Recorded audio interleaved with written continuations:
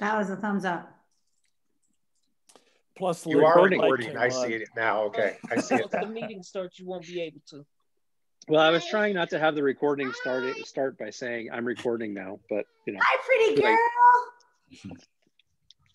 So Jeff Barron just emailed that he's not going to be able to make it. All right, and I'm sending Mandel and Jamie an email. Okay. Man was at my house just. You know, what's your baby girl's name? Layla. And Layla, so pretty. And she's a handful. I'm having a rock and roll. Every strong woman is. That's a good job, Mama Bear. How old is she? She's 3. I'm grandma. Okay, grandma. Yeah. Now you're generationally strong, passing that down. Yeah. Jeff, did you say that you talked about the meeting tonight? yeah, with Mandel. So I know he's coming. He is coming. But Okay. he's actually at my house upgrading our sound system. And so it wasn't that long ago he left. And he did a great job. All right. Well, should we, it's dive after, let's go ahead. Let's hope that he and Jamie join soon, and let's go ahead and dive in maybe. Yep. I guess, Steve, do you want to just get started, or do you want me to say a few things first? It depends if you have a few things you want to say. If you're good, then. I hope everyone's doing well. It's really good to see you all tonight. I'm looking forward to a productive conversation. I'm going to pass to Steve. And Amanda, it looks like we've got Jim on, and I just want to make sure Jim knows what the agenda is. So. Yeah, he was the lone wolf who stayed on last time, and so it was his choice to be part of this. He knows. Okay. Oh, we can't hear you, Jim. Okay. Okay, I'm going to go ahead and jump in. I think it was probably about a month ago, wasn't it, that we spent about an hour talking about some of the key areas that you as a board wanted to look at, some of the areas where you thought there might be room for a little bit of refocusing, a little bit of adjustment, at least certainly a conversation. And we narrowed that down to pretty much 5 areas.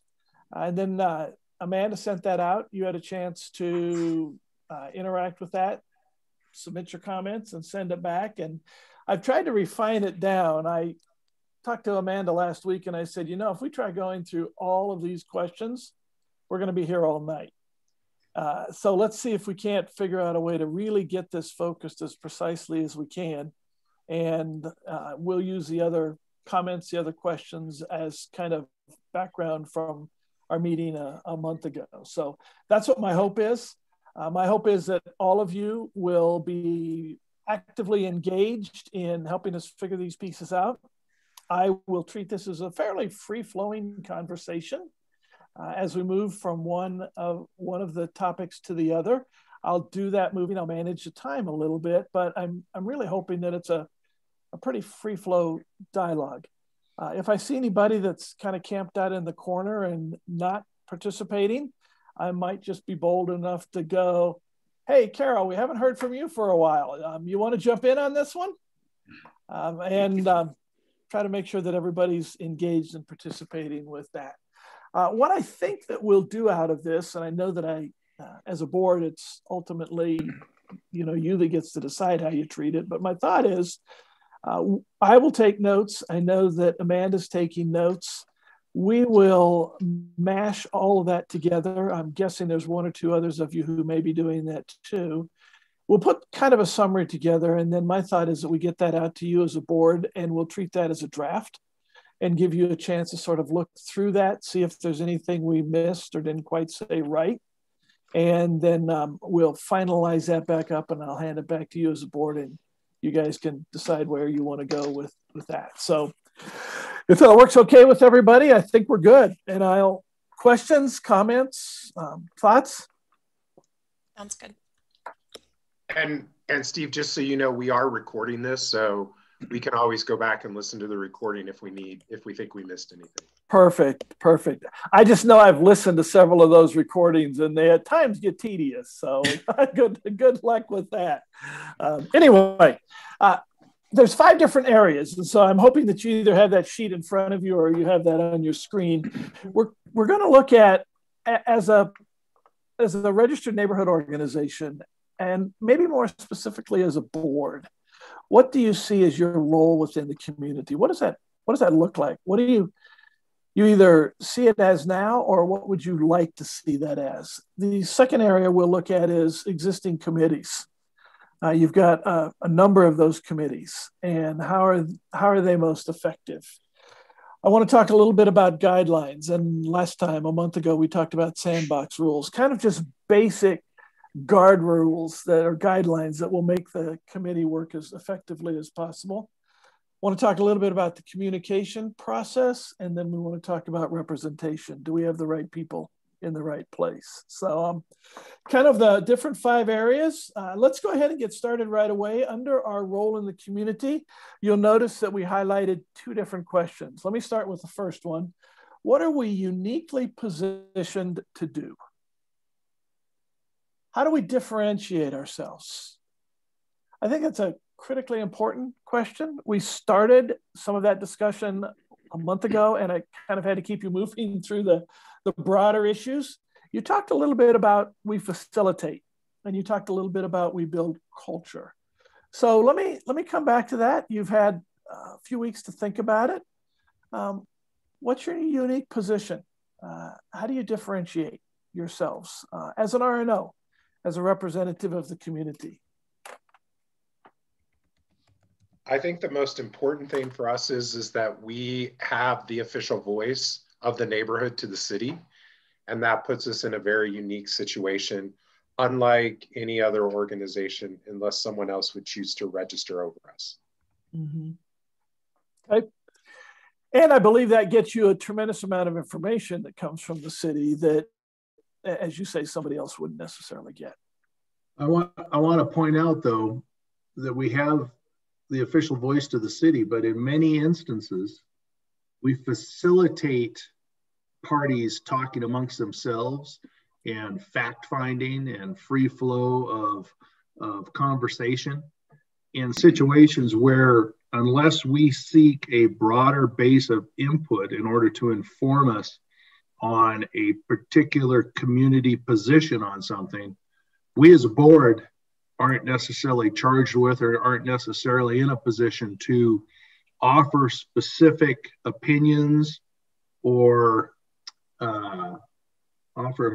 specific opinions or interpretations of things that might be going on in the community. It's kind of a fine line to walk sometimes. We can't branch out necessarily and be real pointed on how we feel about something without taking into account the entire community's opinion. So I think that's, yes, we are, I think, in a strong position to convey those positions in an official manner to the city. But I think we have to be careful and make sure we're covering all the bases in all the input, as we've done in the past. Things like the name change and various different. Amanda has always run a tight ship when it's come to making sure that all of the parties are involved in the discussion. When you say you facilitate, how do you facilitate? How do you know what to facilitate? How do you know who to facilitate? Do you guys talk about that as a board? What does that look like?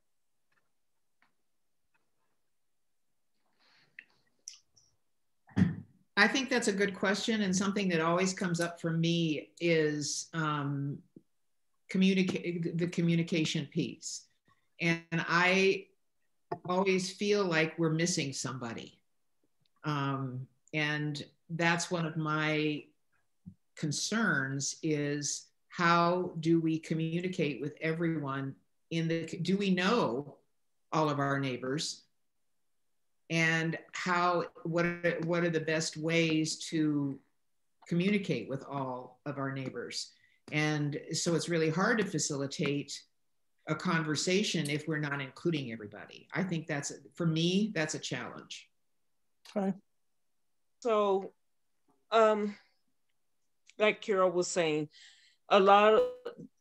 Central Park is quite huge. It may not look like it's huge, but it's huge. It's a wide range. And what we're going to need to do is start meeting people where they're at in bringing the community together somehow. I know in this day of COVID, it's going to be kind of hard, but we need to figure out what's the best way of bringing the community together in order to, so that we can get to know each other. I know that we've got a topic down below that talks about communication and how do we make sure that we ensure that two-way communication. Right. So in a broader sense, I want to look at it when we get to that topic. But in a more specific sense, if you see your role as facilitating those conversations, I guess I'm wanting to hear a bit more about, is that working well? Are you happy with the way that you're able to facilitate those conversations?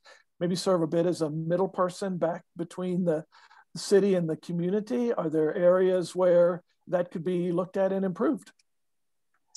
One of the things that I have done is I've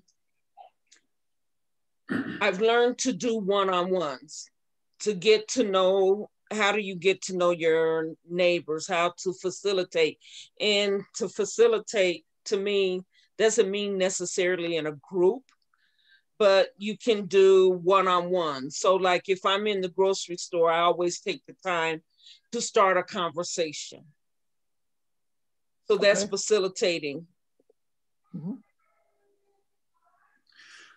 I want to expand the definition of facilitating for this group to creating opportunities. And what I mean by that is that, and I've used these phrases before in other meetings, but proactive and reactive opportunities.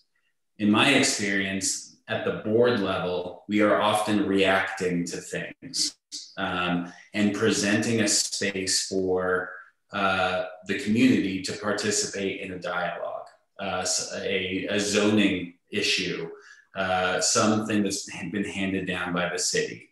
Proactively at the committee level, we've identified areas where topics that are of interest to the community as a whole, education, sustainability, for example, and we're creating opportunities to participate in a different kind of way. For sustainability, we're creating events and programming where you can come and learn about something. What education we'll reach out to candidates for the school board, things like that for people to engage in. But it's really about creating opportunities for our community to participate in civic engagement, really. Proactive, positive problem solving, the better overall betterment of our neighborhood. Okay, what else? I'll bring up, I think this somewhat unique, not entirely unique, but somewhat unique to Central Park is that there's a lot of self-facilitating going on within the community. And primarily what I'm talking about is there are literally dozens of Facebook groups that are associated with Central Park. I mean, if you're looking for somebody to paint your house or somebody to, you know, watch your kids or whatever, you know, you go to BizBuzz or you go on your neighborhood site or you go to, it used to be called Stapleton Moms, but then it converted to, I think, Central Park Families or whatever. And there's good and bad to that. I think there's far more good than bad. But I sometimes think about how are we in those self-facilitating groups complementary to each other, and how can that facilitation be more intertwined? But do you did you have ideas on that, Jeff? How do you intertwine that more? How does the board, I guess, interact with that? I'm a little stumped. I think part of it is just being members of those groups, and you know, there's no way to be members of all these groups. But I think occasionally I'll see something and I'll comment on it. But it does feel like there's a lot going on that just sort of happens, and there's misinformation, and I would guess if you look at all of the comments that might come from a CPUN board member, and that'd be 2% of all that's going out there.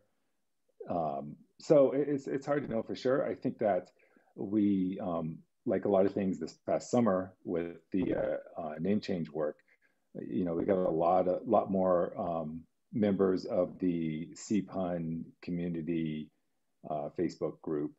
And so I think that's been helpful. And I know, Amanda in particular, I think has been good about responding to conversations on that.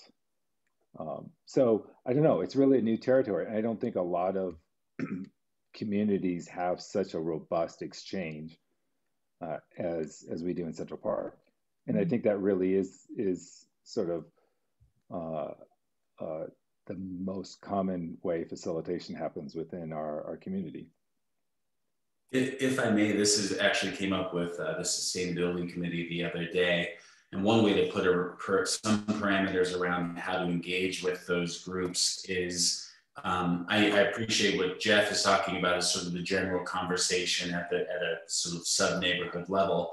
But there's a lot of organizations within the neighborhood, like the Westerly Creek Elementary Green Team, and they get together and they work on great sustainability projects that have nothing to do with CPUN, but that might be really appealing to that school community. And one of the things that our board can do is to elevate their work, to share on our website, for example, the good things that they're doing and how to get involved, so that it doesn't look like we're the be all end all, but really just sort of a conduit to all kinds of resources in the community. Yeah. And I'd just add, sort of along with that, is that in the information that the Diversity and Inclusion Committee sent around, there's that sort of image of definitions of words like diversity and inclusion. And when facilitating conversations in the neighborhood on really anything, but things that, require discussion and have nuance, we have to make sure that we're keeping equity in mind, where everyone's voice is given, if you look at that picture, the proper box size is given to the person so that they all have an equal opportunity to see the game that's being played. And so we all know that there's groups in this community that don't have as many members as other groups. So we need to make sure that their voices are amplified to an equal level of the other community members. And that's huge in trying to figure out how we serve the people of the community, I think.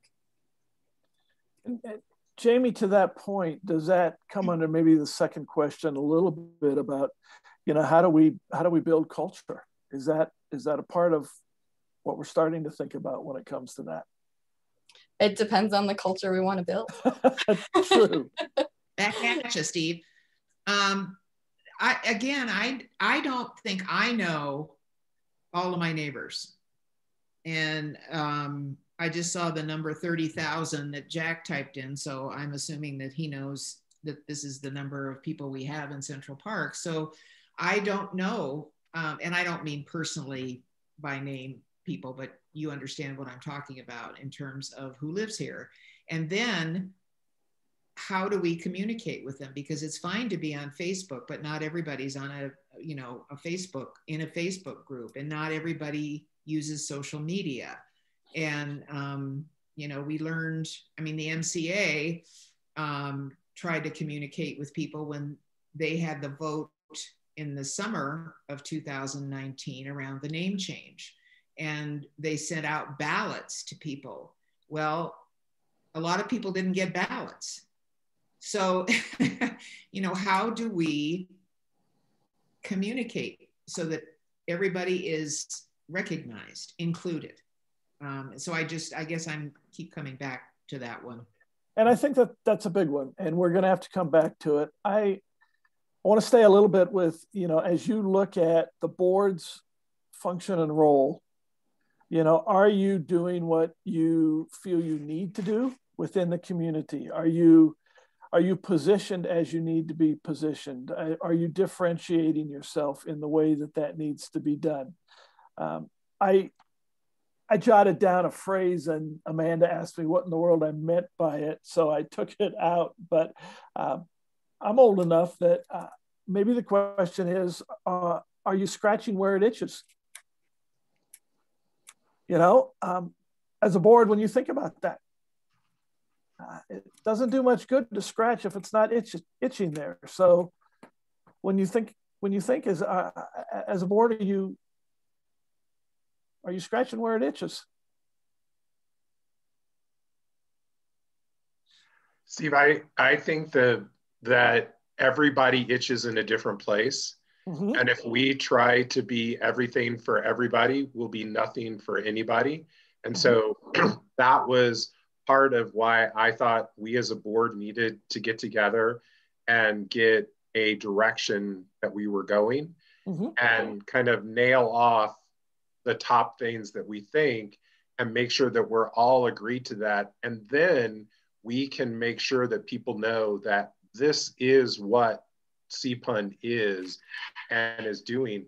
But I think right now, all 13 of us or 14 of us that are on the call now on the board kind of would have a different answer for that. And so part of us getting together with you is, can we all kind of narrow in on the top things that we want to do? Because I am the one board member that's been around forever. We have never been able to be everything to everybody. And it will kill ourselves trying to do that. True. I would suggest though that we scratch the itch when it itches. Like it might not always be itching, but when there's an itch that CPUN can scratch, we do. Like the name change is a great example. Like a zoning issue is another good example. And I think in some ways it comes back to where we started, which is what the city's goal for an RNO network is. And in some ways that defines the scratch and the itch. What we have to figure out then is how we continue to reinforce that with the other activities that we're as committees pursuing in between itches. All right, stash that metaphor for somehow to wake up in the middle of the night with a night. We're moving on. I approached the. Go ahead, Jeff. Oh, I think the not being all things, all people is definitely very valid. I think at the same time, going back to Jamie's graphic that she put in there with the diversity and inclusion committee, is that I think we need to pay attention to the people who don't necessarily feel heard. And, you know, that's obviously a huge challenge, but I think we need to consider that that's always an area we're going to need to work on in new ways to be able to hear different voices. Okay. Amanda? Yeah, so just in terms of the question of what are we uniquely positioned to do and how do we differentiate ourselves? So I approached that by just listing out the sorts of things that we do, or at least would be doing in a typical year. And then I kind of backed into like what statement would summarize all of those, which kind of just goes back to the bullet points that we had in our first talk last month, which is just that CPUN seeks to impact the culture of the community by valuing human connection, civil civic discourse, and encouraging people to act on each other's behalf. But I have like 10 bullet points that I can read below that if anyone would like to hear them. But it's just the sorts of things that we do. Like we receive information from, I'm just going to read. We receive information from the city and we pass it along to our residents. We take official positions when desired and when there's evidence of community consensus. We hold special meetings to inform the community about hot topics. We sponsor neighborhood improvements, specifically through the Sustainable Neighborhoods Program. We work with residents in Denver Public Schools to ensure capacity of schools at the steady state. We work with the police department to encourage neighborhood watch participation and to encourage block parties when it's healthy to do so. We work with the library to inform residents of opportunities in the library system at the Sam Gary branch. Under normal circumstances, we've been holding an annual day of reflection. We've hosted documentary screenings. We participated in Mayor Hancock's community reads. Hosting facilitated conversations around different topics. We work to inform residents about differences within the city government and how those offices work when we have special speakers from the city attending our monthly meetings. We push out public health messaging. We survey the community, although I'm still very sad that our last survey fielded the first week of like the pandemic, and so all of it was just trash. And then we seek to avoid or de-escalate neighborly conflicts by promoting a community neighborly approach to direct communication and mediation as needed. So that's a fairly specific list. What's that, 10 you said? Something like that. Let me change them to numbers and I'll be able to tell you. So is that, I mean, is that an accurate I think list? that it's accurate in terms of what we do, but I think that it's summarized well. Like if we were trying to convey what we do to people, it could, like a summary statement could help, but then specific examples could also be helpful, because it's kind of vague to say that we seek to impact the culture of the community by valuing human connections. That was what I was thinking was the overarching connecting statement about all of it. But I think that specific examples would help if trying to convey this to the public. Mm-hmm. Well, and I've heard several of you say that, you know, you can't be all things to all people. So what specifically do we do? And if that's a reasonably accurate list, that's fairly specific. I can pick up the paper, I can look at it and go, oh, so that's what CPUN does. That's what the board does. Historically, I mean, but this is always something I understand. That's the question. Is that the right list? Right. It can change with board member interest, expertise, and circumstances. Well, what wasn't on the list that people think we should be doing? Thanks. Sorry, Steve. No, that's no problem. I would say in my notes that the piece that I didn't hear as much on the list was the proactive sort of facilitation coming out of your committees that Jeff talked about when he was talking about both reactive and proactive.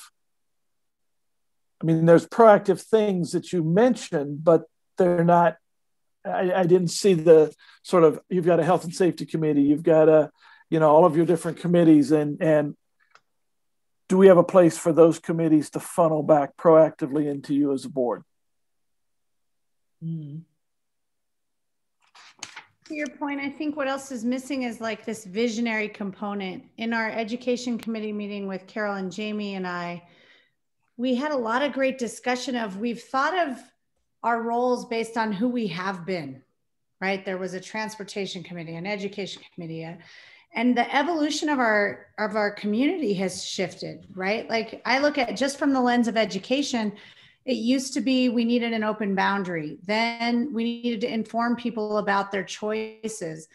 Now some of those things are known, and it provides a space for us to do some more innovative, to use your words, proactive work, right? So if we were to have a more visionary stance, what would that actually look like?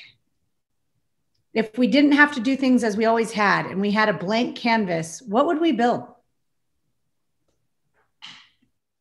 I think we were trying to do some of that, Jay, with the education committee.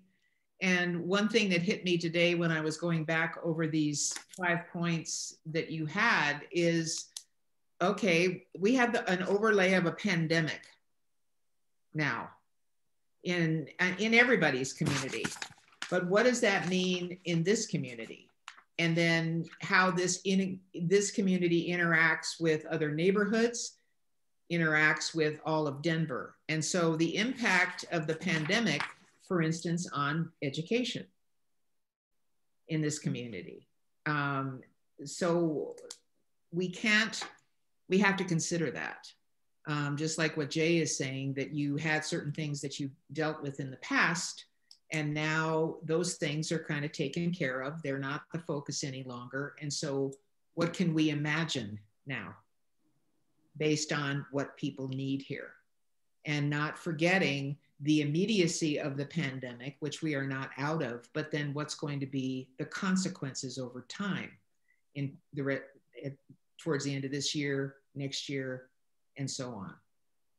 I know we can't really crystal ball that, but I think we have to consider that. And Carol, to your point, I think it can be in response to what's happening, right? Like when I think of us as really servants to the community and in response to the needs that are occurring, right? Like we're very agile and responsive if you think about it. Mm-hmm. Yeah, Jay, I think that is probably the key point here, which is, you know, from Amanda's list, I think those are all well and good and serve the needs and differentiate CPON quite a bit most of the time. But when we have sort of pressing issues, they're not always going to come from those city or other established partner relationships. Sometimes they're going to come from, you know, a resident or someone we're connected to or that we really care about. Like on the Safe Streets Committee, you know, the intersections or the walkability of the neighborhood, a lot of that is probably going to be driven by people who experience it in everyday life compared to, you know, and God bless them, but Dottie is not, you know, Department of, you know, Transportation Infrastructure is not going to tell me what are the core sort of needs and intersections in my neighborhood. I don't mean anything wrong by them. It's just, you know, we're the ones who live this and we're the ones connected to those who live it. So to maybe thread in a couple of these other points, it's, you know, maybe part of our value proposition and what we do is we find ways, and it may not be the same every time, to uniquely surface those things that are percolating in the community and help collaborate and facilitate those conversations amongst different folks. But it's not going to be the same every time. And our maybe our core attribute here is what Jay just said, which is agility and being able to sort of innovate and think about those connections. And I think it positions us uniquely, right? It's the challenge of middle management because we're managing upwards towards the city and governing bodies. And we're also managing community perceptions of where they live and being the voice of them. So in a lot of ways, we are like middle management. We have a responsibility to advocate and manage upward to our city officials. And then we have that collective voice of the community and being that influencer, if you will, but then also helping people have connection to resources and to perceive the perceptions of their community and where they live. I mean, one of my greatest sources of pride is this is an amazing community. And a lot of that is because of what people do at the grassroots level here. And so we have a lot of middle management types of responsibilities in managing that grassroots initiative and managing upward to our governing officials. Yeah, I just wanted to say that like providing people with specific examples of what we do,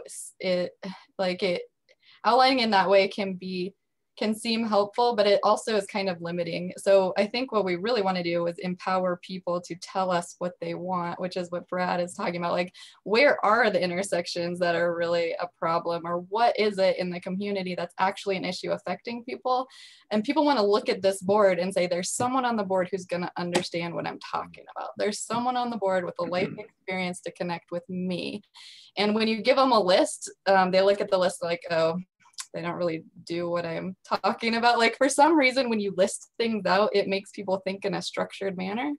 And if they don't see what their issue is on the list, they don't feel like this is the place to go for that complaint. You know what I mean? Or for that issue. So sometimes it's better to be, you know, you want to give some people some sense of what the board is, but you want people to feel comfortable telling the board what they need, rather than restricting what it is that they feel they can bring to the board. Yeah, and Jamie, to your point, it's just human behavior, right? We're all called towards a larger vision. And when they know that vision is, this is the board that sees me, hears me, and advocates for me, they can connect.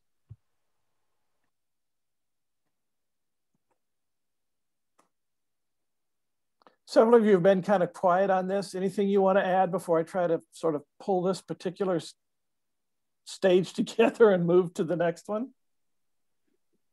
I do want to push back a little bit on the advocacy piece. So in some ways we can see and hear people, and then we can help them get where they need to be, but we can't be guaranteed to advocate for them because we're not always in a position to do that.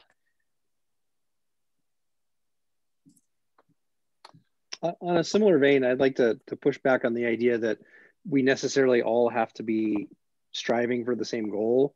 That was originally my view joining an organization like this, but what I've generally found is in a nonprofit volunteer run organization, if the assumption is everybody has to be doing exactly that, be trying to accomplish the same goal, then a large portion of the people on the board are going to feel like, oh, the organization is not going in the direction I want it to go. And that's one of the things that I feel like has worked out well with SUN and now CPUN is when there's been commonality, the board as a whole acts in terms of that. And then when there's differences, we have committees so people can sort of focus on their priorities. And I think it's important to recognize that in a diverse community, the purpose of our organization, from my understanding as it was explained to me years back, was essentially to build greater social connection in our community so that people know each other, it's a safer place, and community information flows more freely. At times we've had to step in with the things like the list that Amanda talked about, and at times we've tried to be a little more proactive to with things like Block Party Day that wasn't necessarily to fix the problem, but more to ensure that social cohesion and connection. And yeah, we've certainly been imperfect in reaching out to many communities. Like, I don't know if we've ever had a meeting with anybody from the Clyburn apartments who were part of our neighborhood and our community. And we should certainly look at ways to do that better. One of the things that I'll close my point with, one of the things that we've always sort of run into is because we're all volunteers, we have limited time. And I'll note that we're 10 minutes over item 1 and we haven't even gotten through item A of item 1. So hopefully we can get back on track soon. So thanks. Thanks, Mark. I know time, excuse me, time is going to be a challenge on all of this. I was going to see if I couldn't, in a very general way, say that, what I keep hearing is there's a role for the board in serving almost as a conduit between the city and the community, and how we word that and what that looks like. A lot of you have said we're middle management, we're the conduit, we're the part that represents the city to the community and the community to the city. We've also had a lot of conversation around the proactive component. How do you as a board here understand the needs of the community and get out ahead of that so that we're not behind it, not reacting to it late, but how do you get ahead of it and how do you respond to it in a way that empowers the community, probably doesn't necessarily speak always for the community, but certainly empowers it. I don't know if that was way too general of a sort of a way of looking at that or not. So comments before we move on? We'll have to work on the wording. That's part of what I'm suggesting, that we get back to you as a draft, because if we spend time doing that tonight, we'll never get there. But it seems to me that there's those two components that you as a board say, this is what we do. And then there's the list of how you do that specifically. Any other comments? I'm going to skip out over the B down under that, accountable to the community and measuring that. I will never get through the list if we spend time on that. I really need to go to the existing committees. How does or should the board work with and interact with your committees? There's been a number of questions that have been raised around that. Who sets committee goals, responsibilities, tasks, that kind of thing? What's the balance between committee independence and board control? What do committees need from the board? What does the board need from committees? Let's change gears and let's talk about committees.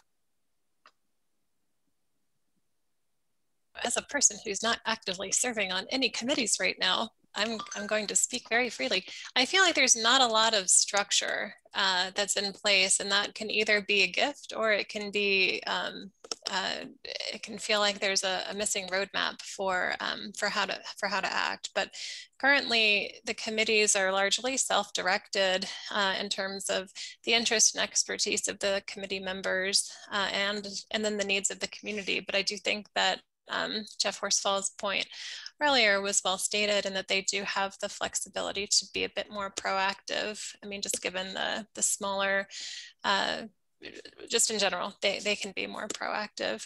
But I think it would help if committees were, and we don't have this structure in place right now where committees are given like a charge from the board, but then they're kind of largely autonomous. But if we had more of like a formal documentation around what each committee's like charter was or something like that, and that way there could be a clearer line between like what the expectations are and what the sort of parameters are, and then just whatever from there is just what people have the capacity and interest in doing.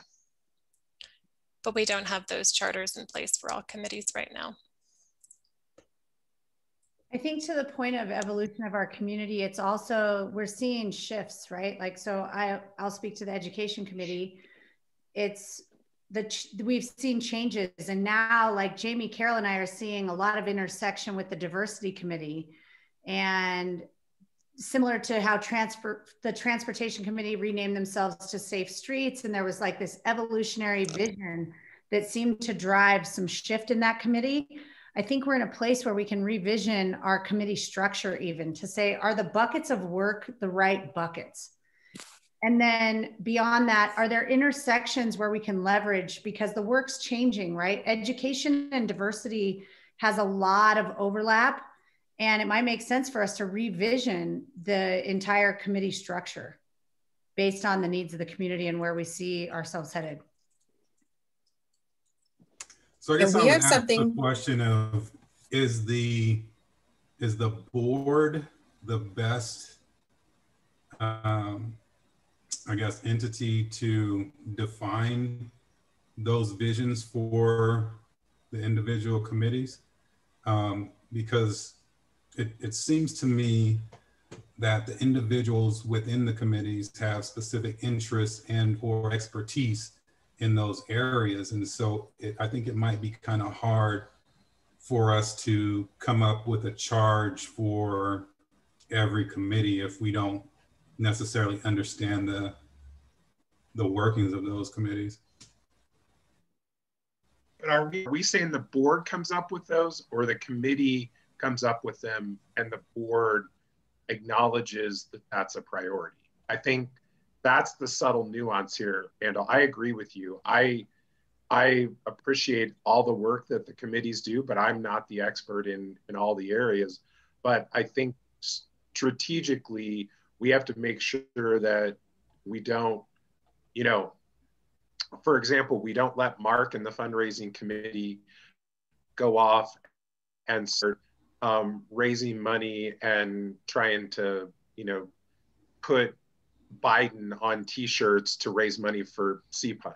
I mean, you know, I'm saying that that's an example, but I don't think the board wants to set the strategy, but I think we need to be consulted on the strategy, just like, you know, any organization. I think that's Amanda's point, right? It's the committees have historically been the self-directed, interest and expertise guided, and now we have a larger push to be more systemic, to be more integrated, and to look more holistically at, this is where it comes back to mission, vision of the board, and then committees igniting some innovation around that big mission and vision, as opposed to how we've historically operated, which is we have these volunteers, they have these interests, we can serve in that way. Is that what you were looking at, Amanda, when you said self-directed based on interest versus kind of a more strategic, holistic vision?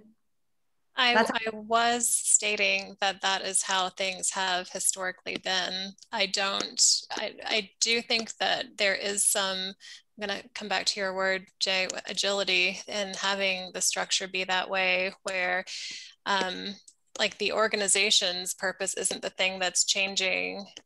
Like we're still in R&O, we're still like here working with the city and working with residents, but like as topics come up from the community, things can be handled at the committee level when possible. More proactively. Commercial break. As a member of the fundraising committee, I do want to say we do have t-shirts you can get if you go to the CPUN website. and we have hoodies as well. I've heard they're. Oh, I was gonna. On Facebook, Mark, I got your back. Mark and I are the only two that have masks, and I was going to put the mask on so you could see how tiny they are. So. Okay, cool. So you and your commercial break, I lost my thought there for a second. So the committees, I would go back to the agility and the innovation that you've been talking about when we talked about the whole role of the board. It seems like you're saying that if you can keep your committees agile, and if you can keep them addressing the current rising challenges and needs, they're almost the best tool to do that. And maybe they're continuing to connect back with the board to make certain that they're, aligned, but they have a fair amount of latitude themselves to develop their vision and how they're going to bring that innovation forward. I think exactly. And I think uniquely, there's a lot of talent on this board. And I think Brian hit the proverbial nail on the head. It's like that the people and their expertise come in and create what the committees are, and then the board more or less sort of helps lead the process overall. And I think that is unique. I've never been a part of a group that's happened so effectively. Well, and I would wonder, Jeff, if there's also maybe not a sort of coordination component when we're discussing it all together as a board.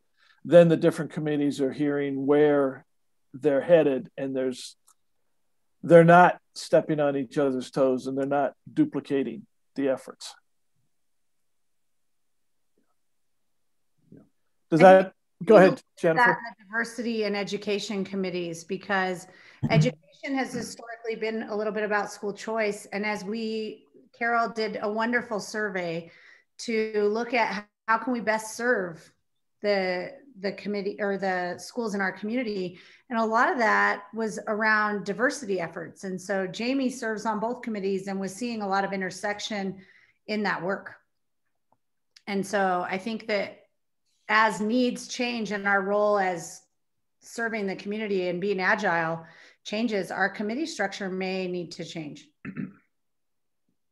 But I'm hearing, Jennifer, that maybe there's still a space for that discussion, that update on the board, so that we're still all headed in a relatively similar direction. We're coordinated. Absolutely. At least. Brian hit the nail on the head, right? Committees need to have like the autonomy to use their expertise, and then we come back together through the board. I think the beauty of committees over time has been that it's also an opportunity for those who aren't on the board to engage and do meaningful work in their community. And we could do better at that in terms of if we each had charges as a committee where people could get engaged and people could help out, it would expand and leverage our impact in serving our community.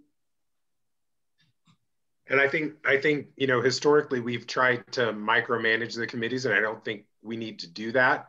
But I also think we have to give the committees enough rope to not hang themselves. I think, yeah. Oh, sorry, go ahead, Amanda. So I just want to know what that looks like, because we have to clearly define that going forward, because if we don't, then at what point do we say, hey, you've gone too far? And so, if there is a specific committee that says, hey, we want to move in this direction, I think the challenge is coming up with those boundaries and how much rope is enough rope. So is that something that we can determine ahead of time, Mandel, or is that something that's determined in the sort of update or conversation at a board level and sort of adjusted as need be? I mean, that's what it sounds like to me, because I don't know how you could set parameters around something when you don't know where it's going to go. I think, one of the things that came up when we were talking about fundraising is, just making sure that the board would sign off on whatever that thing happens to be, agreeing within the committee that, hey, we probably want to take this to the board and see what that happens to be. And so I guess I'm concerned that it might be the case that in particular, the Diversity and Inclusion Committee says, okay, this is something that we've decided as a committee that we want to implement. And then the board says, oh no, you guys can't do that, or we don't feel comfortable with you doing that. I just don't know how we set those parameters in advance, or if we just do this as case by case, and then what things are we checking in on with the board for?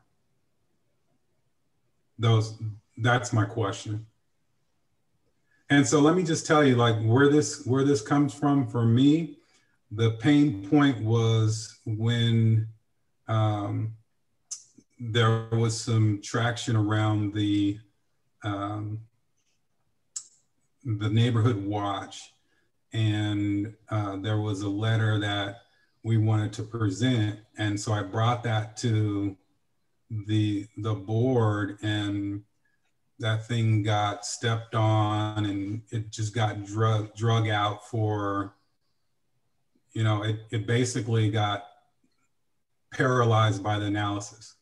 And so I'm concerned moving forward, and I think my committee is a little different from the other committees. I think there's a lot of emotions attached to diversity and inclusion that might not necessarily come up. Maybe it does for some of the other committees, but I just want to make sure that I understand going forward what, and that comes back to the autonomy, you know, like what can we do and what can't we do before it's, you know, hey, we're coming up with this and it gets squashed because it's uncomfortable for the board or some members of the board. But I think that's what we need to do, Mandel. Sorry, Mark. I'd like to wait. Wait. Let me get one of you at a time. Let me get Mark. Go ahead, and then Brian. Okay. Yeah. No, I think that's a great point, Mandel. And what I would say is, where I've tried to draw the line in the past is this something that there would be consensus support for in the community, in my judgment, or not? And if not, I would then take it to the board and say, hey, how do we want to go about this? This is what I want to do, but I don't want it to look like we're being activists ignoring the community's viewpoints.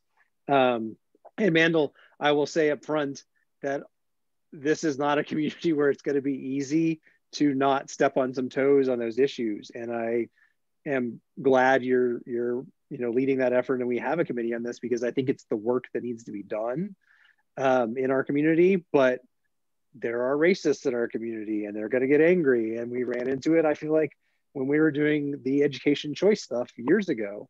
So I would say, I would use Jeff Ederer's rule, which is try not to surprise anybody with, and I'll add on, with angry phone calls or emails of, why is CPUN doing this? And that's sort of where mentally I feel like we draw the line, right? Like for sustainability, there's a lot of things we can do. But if we were to start a petition to ban fracking in the state, for example, I'm pretty sure we'd have, significant opposition in the community, because there's people who work in that industry in our community. And that's one of those where I feel like that's where we have to bring it to the board. Now, I don't know if that's a clear enough line, or, relying on people's best judgment. But to me, that comes back to the CPUN is different than other RNOs in that we take as a core value trying to not speak for the rest of the community if we don't think they agree with us, or if they think there's a good chance they might not. Yeah, and so the challenge is, when you talk about diversity and inclusion, you're looking at often those in the community that don't have a voice, or don't have the largest voice. and trying to make sure that their voice is represented and that they're not left behind, so to speak. And so I think that's what the challenge is that sometimes you have to say, hey, this group over here, they don't have the same perspective because they don't have the same box that we're standing on. And so we think that based on what we have studied, what the polls that we have done, this is what we think would present something that looks a little bit more equitable. And so we want to be able to present that and not have somebody say, oh, well, that makes us uncomfortable. And that, there's going to be some people that are uncomfortable about it because they don't see it. And so that's what, again, the challenge is. So I have questions as to how do we make sure that we're able to do those type of things when there are challenges that are. And I guess, Mandel, my question would be, can the committees trust the board to have that forthright and open conversation and come up with a decision or input that's really best for everybody? I mean, at the end of the day, it boils down to, can you trust all the people on this screen to have the discussion you need to have? And I think Steve, the comment, and there have been many instances where the board couldn't come to agreement over the years and even in the last year. And I think, we just keep talking about it, and that gets frustrating. But I think that's where we as the board are elected to represent and to represent the voices. And, I don't think any of us are gonna just blatantly stop anything. And if we are, we should be called out and said, if you have, an unconscious bias here, then it should be called out, and we should all be comfortable to do that, whether in the meeting or separately. And so I think we have to work on building that trust as a board. And if you may have one letter that was a bad experience, Mandel, and I'm not, but the reality is that we all admired the initiative, and I wanted to see it, but I couldn't drive it because it wasn't my passion. But I did have concerns, and I'm using it as an example. I had concerns that we could never really get our arms around. So let me go to Jamie, and then go ahead.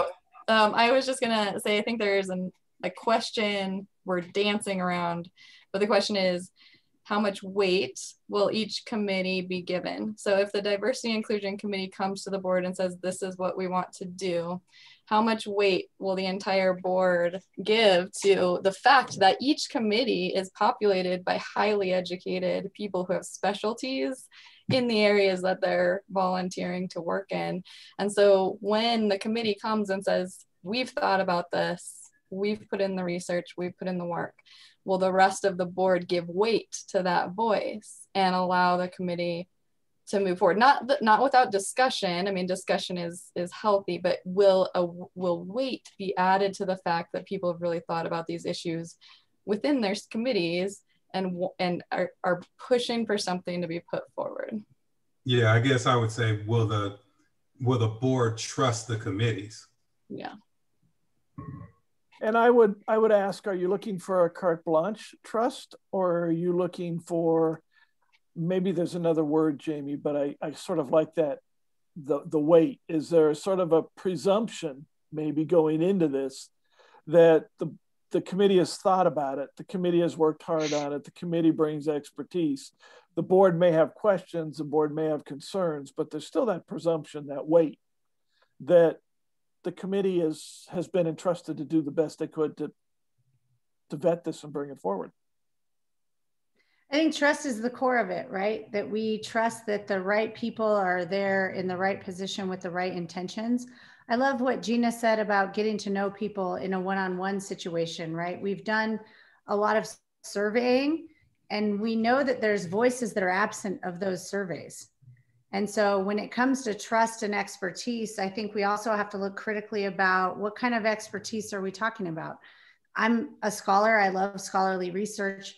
And I think that there's also value in the one-on-one conversations that complement that research, and to make sure that we're really reaching out to who are the voices we're not hearing, and can we find way. And I think the hearts of every one of us on this call are to find that voice and to make sure that we're doing that. And that's that higher vision, I think, that we can call ourselves towards, in that we not only have our survey results, which have been robust and great in the past, and to add, like, Gina, your strengths of talking to people one-on-one, that adds a big body of research to our credibility. And Jamie, I think that's what you're highlighting. Yeah, so, and I think each committee, is responsible for doing the work. So the information we just sent out through the Diversity and Inclusion Committee, the references were at the back. Like, if you wanted to look up the definitions, the references are there.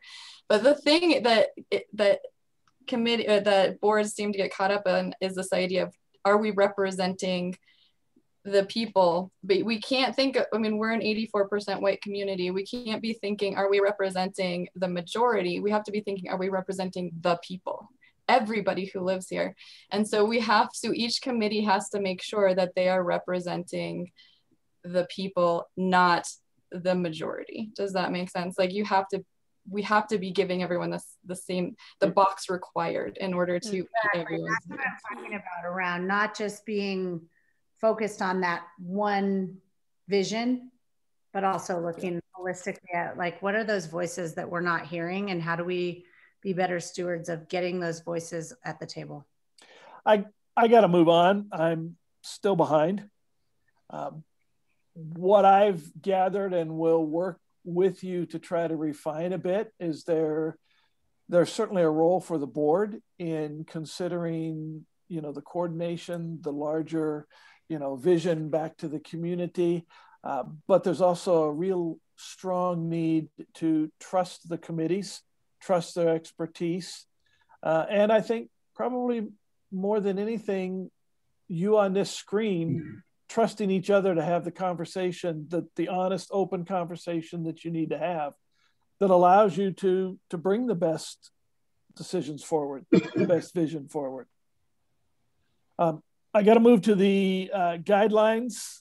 Are there expectations that for the board and the committees that you serve on? And by that, this one really goes around communication expectations. I heard back that there may be a need to have some clarity or discipline around how information gets communicated internally and externally.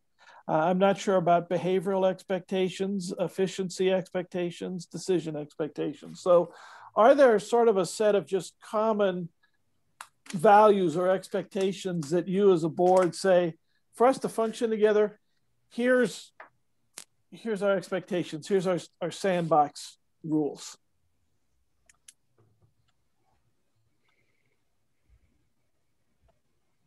Is that a big issue? Not a big issue? Yeah. If it's not a big issue, I can make up some time here. No. I actually, there is one thing we do need to talk about on that, which is, and I think it's mostly just something we need to constantly remind ourselves about, is this meeting and all of our meetings are public. So I think it's important that we recognize that and be thoughtful of that, so that we're not, we need to be careful, I think, in a community like this with how we speak about other community groups. And I mean, whether that, and I don't know if we'll, this will get involved or not, but certainly it's a possibility that, say, like if the Denver police, for example, come to our events regularly, or we just live in a society where, we've gotten to the point where we regularly, it's easy to criticize because, that's what social media is all about sometimes. And whether it's the library or the MCA or anything else, I think we just need to be respectful of other community groups and the work they do, and recognize that anything we say in our public meetings can and will get back to those groups, and need to use appropriate language about them, and be, you know, diplomatic at first in talking about any of those groups. Okay. I think that's certainly, I mean, yeah, you gotta respect, and you've gotta be appropriate in how you talk about any of the other groups, for sure. So Steve, I think the other thing I would piggyback onto Mark is that we say we have committees and we say that we're meeting as a committee, but as a board member, I have no idea when the education committee met. I have no idea when the inclusion and diversity committee met. And so each committee, and I wasn't picking on just the two of you because those were the only two that could come to my mind. And I know when the communication committee meets because I'm on it. But we need to make sure that as a public organization that we are communicating when our committee meetings are, that we're using Zoom to have those meetings or having them in a public place when we can, and communicate it. And I think that will go a long way to building community trust around this organization, that we aren't just doing things behind closed doors.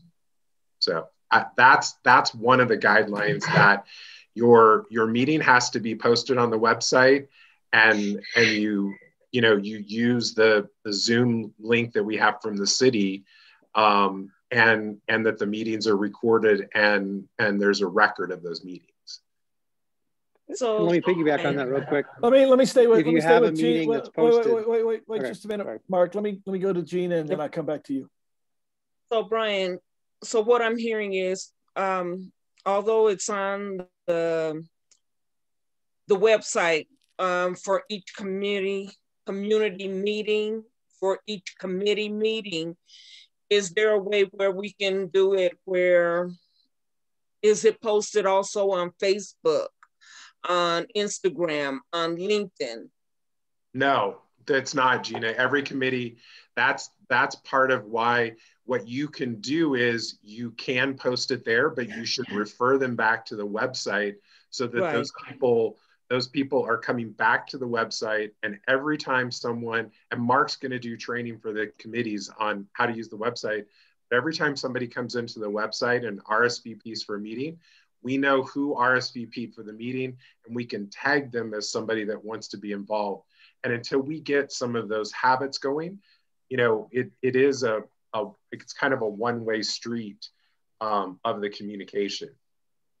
Okay, so the other question I have is, when each committee is posting a meeting, we should let them know at least what we are working on, what we're discussing, so that once it's out there, at least it's letting everyone know that where their interests lie, and they're like, I want to be a part of this.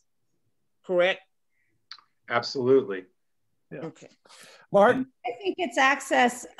This might be a topic, Amanda, to document later, is we as an education committee all own the responsibility for this. We've been making up our own Zoom link, and we need to be better at that. And so I don't know how to get access to that community Zoom so that we can post that. So we just need to.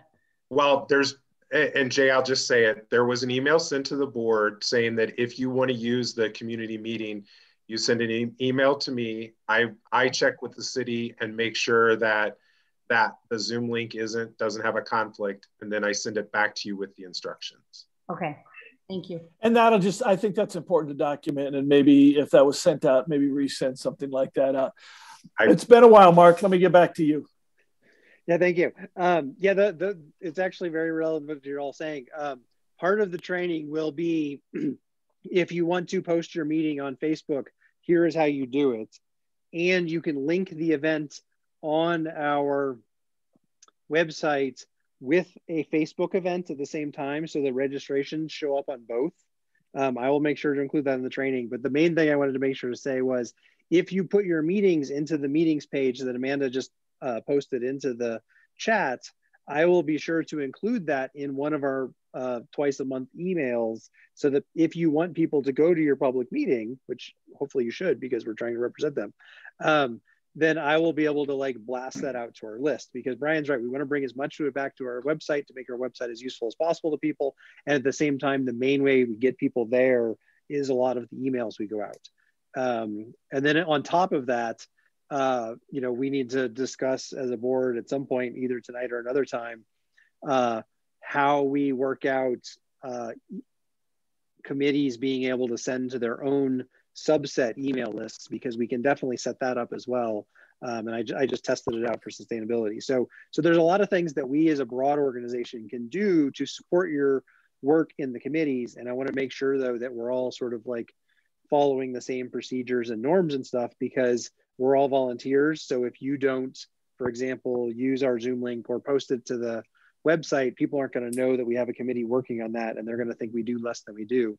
And I want your work to be valued. And just to piggyback a little bit on what Mark's saying, there's a lot of emphasis on meetings, but the extent to which we can promote the stuff that you're working on or things that are happening in the community relevant to your committee's work at a couple of key junctures, those twice a month emails, our monthly board meeting. Once we get trained up on the website, posting it to your committee page, I'd like to see some expectations set around making sure that that information is delivered in full and in time to make it useful to those communication patterns that are pretty predictable. It seems like it might just be helpful to have a sort of a cheat sheet or a set of expectations just around the logistics of making certain that the committees are communicated, stuff is posted in the right place, notice is given, all of that I would sort of categorize under that whole communication between, you know, committees and community expectations. Anything else under the expectations that we need for boards and committees? Are we okay on behavior? I Everybody had a behaves note well? Yeah, about go ahead, just Amanda. striving to be an ambassador in the community. So when you are, and Jeff Ederer kind of started the meeting with this, talking about like, you know, posting in chats, but just like being aware that, you know, like somebody, you know, made a nasty response to something that we posted about, that I posted about like the cleaning. I sent the city a link with the city information, and they responded with like, how dare you tell me to shovel my sidewalk? Have you shoveled yours? And I was like, what's the best response here? And it's like, I understand that there's communication about who's responsible for what. So like, just kind of like, you know, understanding that a lot of the time there, especially, and Brian does this a lot with emails that he receives, just, you know, there's frustration and anger in the community. And sometimes being on this board, you're going to be a target for it, and just don't be reactive. Like we've had board members in the past, nobody who's currently serving, realized that was too high of an expectation, and he stepped down afterwards, and it was anyway. So just you know, striving to have that hat on when you're interacting, but you know, not just on behalf of this organization, but just in general, and it can just help diffuse things. And then just being responsive, like reading the emails from the board, following through with things, showing up for meetings, being diplomatic, and then just gathering information where possible. And like, rather than taking sides, just bringing information together for people are just what I don't know, how I kind of approach the role of being on this board. Mm-hmm. I'm going to move on unless there's anything anybody wants to add to that one.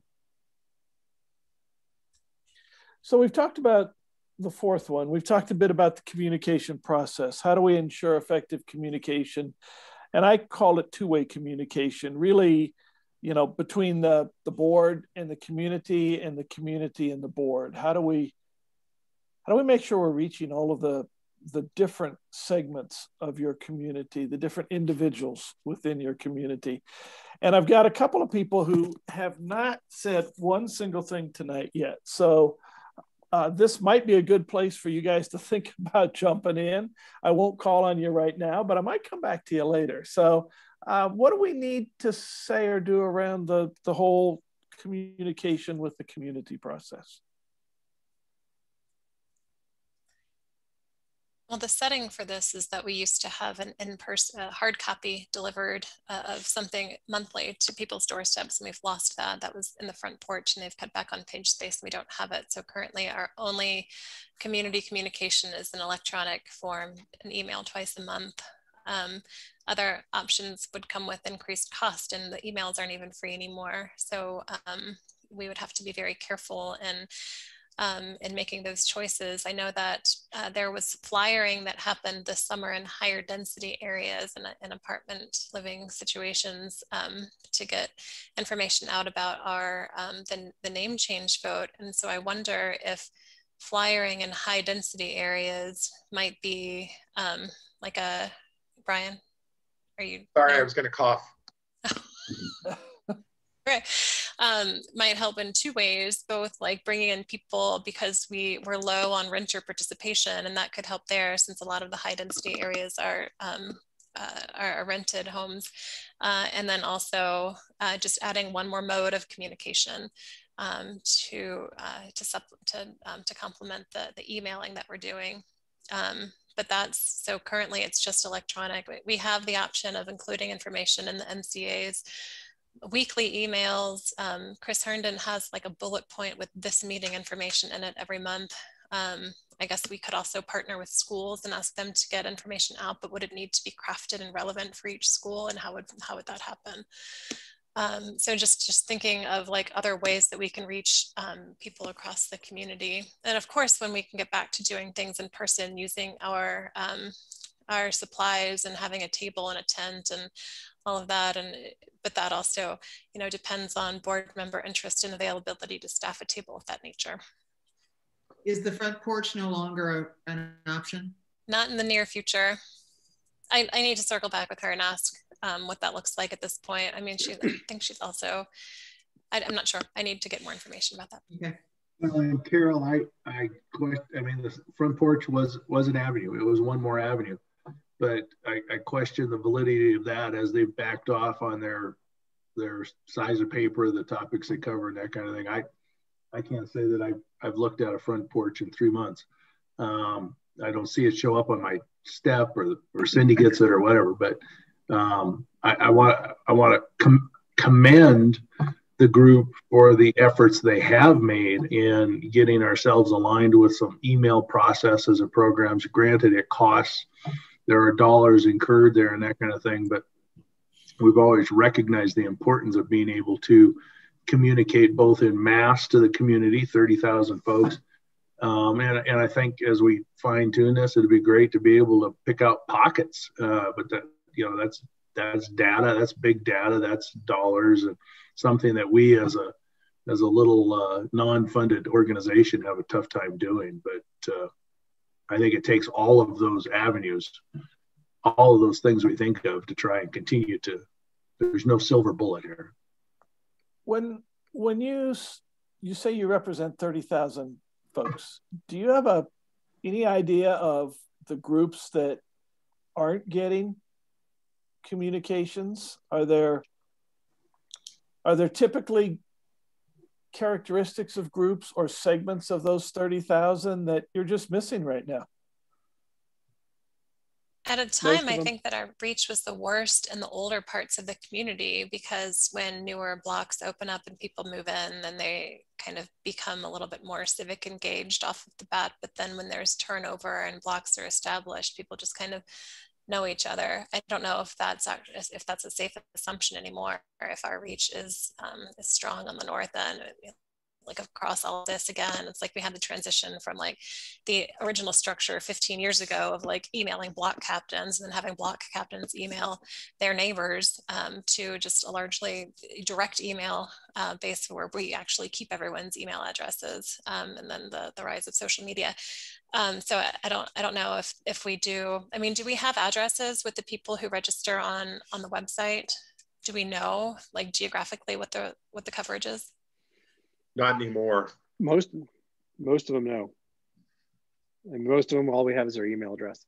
But as we get into doing more surveys, we can start tagging, like if they put in what their sub neighborhood area is, we can include that in there.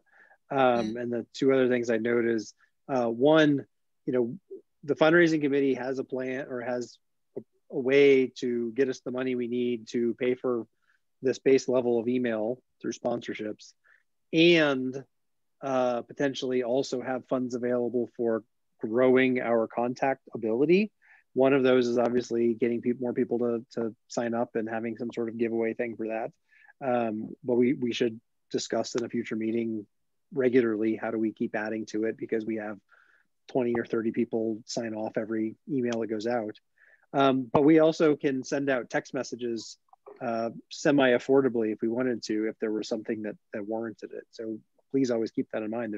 There's other avenues beyond social media and beyond the front porch, which they will still take article suggestions. There will be an article that I helped get into the front porch next month for sustainability stuff. So even if we don't have the sunspot, we can do, we can pitch them like normal PR people, and we can do text messages. So you've got MCA's email you can piggyback on, you got Herndon's email you can piggyback on, you got your own email list, you got text messages. Who does that mean we're missing? Does anyone know what the cost would be for a direct postcard mailer to 10,000 households? So it's 30,000 people, but it's like 10,000 households of homes. Amanda, when we did the election, when we did the referendum to rename the neighborhood back in 2019, again, that was an envelope with pieces of paper inside of it, but that cost about $20,000. And that was to each property owner. Okay. And that's paper and an envelope and postage? Correct. Okay. But I think even a postcard is going to be thousands. Yeah. And Jack, can you clarify, that was to every household? That was to every property owner. So right. A household and a property owner aren't necessarily the same thing. They're not, but every property has, well, I mean, all of the single family homes would have owners, so that would be the same. Like, it wouldn't be a different number, it just wouldn't include apartments. So if anything, our cost would be the same or higher because we would include more units, but we also wouldn't be including Aurora. Well, and I'm wondering if we can be innovative in the sense of when we collect data from the community to say, what is your preferred method of communication? Look at who are we missing and do like a strategic analysis so that if we don't need to hit people with 10 things at a high cost to the community, let's spend those dollars influencing and engaging with the people who need that the most, right? Where we look at access to information. And I guess, Jennifer, that's what I was trying to ask. Do you know who you're missing now? Do you have a sense of who's not getting your communication or who you're missing? I think the reality is that we went, and Steve, this is, the organization is 17 years old, 17 years old. And we went from 2,500 emails to 12,000 emails in 1 year. And so we have made, and I would say this board exponentially went that direction. And so the number of people that we have reached in the last 12 months exponentially went up. And I think that with that, it can only continue to go up with the tool that we are now investing in. And I think we as a board have to continue to make sure that part of our mission, and it doesn't have to be the 15 of us, you could have somebody on the committee that's responsible for it versus being the board member. And we can use it, and that number can grow. It's easy. We saw that from the community vote. So I think what I'm hearing is the challenge would be that we're using electronic means to communicate with people. And so we might be missing groups that don't receive those electronic communications. And how do we reach them in a way that is affordable? Because $20,000 for one round is not something that we could do. So, I mean, that's what I'm hearing. And I don't know the answer to it. I think you're spot on, Mandel. When I worked in schools that served children of poverty, we did things that were like feed them for free, right? It was like a barbecue. And I know we're in COVID, so we have to get creative and think, but you could feed a lot of people for $20,000 and you can achieve a lot of other outcomes, right? You can have a guest speaker, you can have, you know, Amanda can kick us off and talk about a vision. You can have guest speakers. We can invite a lot of our civic servants and have feed people, bring people together, build community for that same price. That's how we did it in schools for like, we used to before COVID, but that's how we bring people together who typically aren't, they're just not married to email in the same way that some of us are in our daily lives. And those are the people, to answer your question, Steve, I think those are the people we're missing. Okay. And I think figuring out some kind of innovative ways to do that. We're limited right now with COVID, but that's not going to be here forever. So how do we do that? How do we innovatively reach those people that you wouldn't normally reach? And then we can eat together.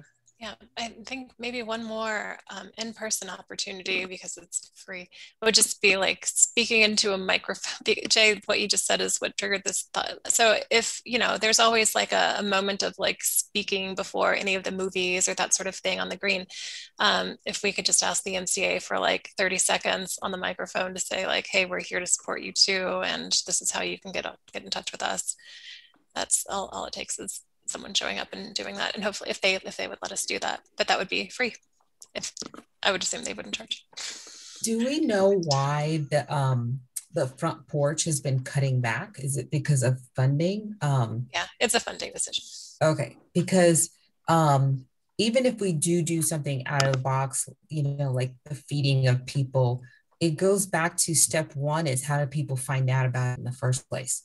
So when I first moved here, you know, having the front porch delivered on my door to me was a signal that this is how I'm going to know about what's happening in my community.